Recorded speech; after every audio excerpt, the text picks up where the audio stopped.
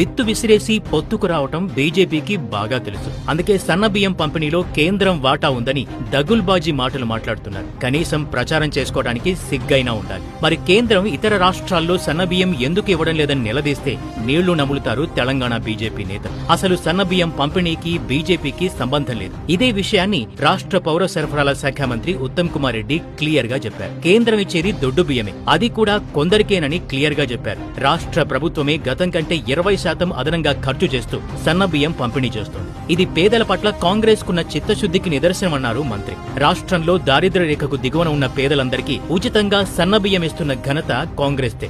దేశంలో ఎక్కడా ఇలాంటి స్కీమ్ లేదు. గతంలో దొడ్డు బియ్యం ఇస్తే బీఆర్ఎస్ నేతలు, వ్యాపారులు కోట్లకు పడగలెత్తారు. 10,000 కోట్లకు పైగా ఖర్చు చేస్తే వ్యాపారులు లాభపడ్డారు. బీఆర్ఎస్ నేతలు, వారి అనుచరులు కోటాను కోట్లు సంపాదించుకున్నారు. అందుకే సన్నబియ్యం పథకం అమలు చేస్తోంది రేవంత్ రెడ్డి సర్కార్. సన్నబియ్యం పంపిణీతో అక్రమాలు ఆగిపోయాయి. లబ్ధిదారులంతా క్యూ కట్టి మరీ రేషన్ షాపుల నుంచి బియ్యం తీసుకెళ్తున్నారు. ఎందుకంటే సీఎం రేవంత్ రెడ్డి ఏ పని చేసినా కడుపు నింపే పనిచేస్తారు. పేదల ఆకలి తీరుస్తారు, వారి కష్టాల్లో తోడుంటారు. అందుకే సన్నబియ్యంతో ఒక్కసారిగా యావత్ రాష్ట్రంలో పెను మార్పు వచ్చింది. మార్కెట్లో కూడా బియ్యం ధరలు తగ్గుతున్నాయంటే ఈ స్కీమ్ పవర్ ఏంటో అర్థం చేసుకోవచ్చు.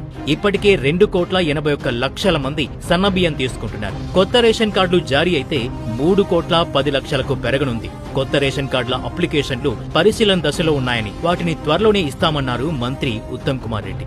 ఇది కాంగ్రెస్ ప్రభుత్వం అంటే సంక్షేమ రాజ్యం.